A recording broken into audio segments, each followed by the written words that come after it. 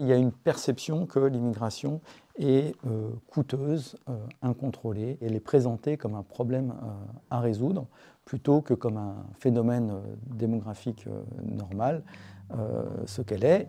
En France, la part des immigrés légaux augmente, comme dans beaucoup de pays développés. En 2023, 7,3 millions d'immigrés vivaient en France, soit 10,7% de la population totale. 34% d'entre eux étaient français, c'est-à-dire qu'ils avaient acquis la nationalité française après leur arrivée en France. 48% de ces immigrés sont nés en Afrique. À titre de comparaison, la population immigrée représentait 7,4% de la population en 1975 et 5% en 1946.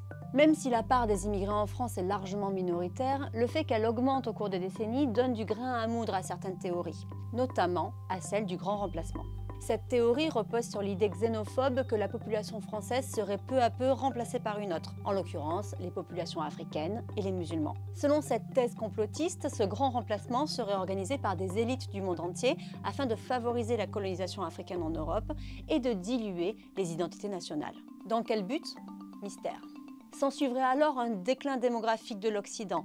Les populations blanches et chrétiennes deviendraient une minorité au profit des immigrés qui imposeraient leur culture et leur religion. Bon, on en est très loin. Mais pour mieux comprendre cette évolution de l'immigration, on est allé poser des questions à Jean-Christophe Dumont, chef de la division des migrations internationales à l'OCDE.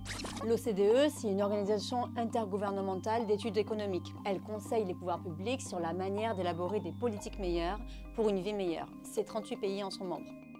Parce que la population mondiale augmente, donc il y a de plus en plus d'immigrés, et les immigrés ont tendance à aller de plus en plus vers les pays de l'OCDE. Aujourd'hui, en France, par exemple, c'est 35% des immigrés qui sont diplômés du supérieur. Et si on regarde ceux qui sont arrivés dans les 5 dernières années, c'est 40%. Donc cette immigration qualifiée, elle alimente ces flux migratoires.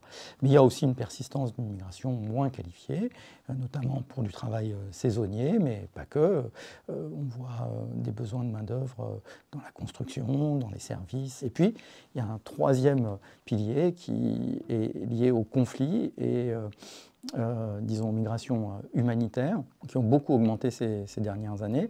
En résumé, l'immigration de travail est majoritaire et elle contribue à la richesse de nos pays. Il n'y a pas de doute, l'immigration contribue à accroître le PIB. Les immigrés contribuent plus en cotisations sociales et en impôts qu'ils ne reçoivent en prestations individuelles, c'est-à-dire que l'impact fiscal direct net est positif. À l'heure où l'Europe fait face à des pénuries de main-d'œuvre, l'arrivée d'immigrés a boosté le PIB de plusieurs pays, dont le Portugal et l'Espagne.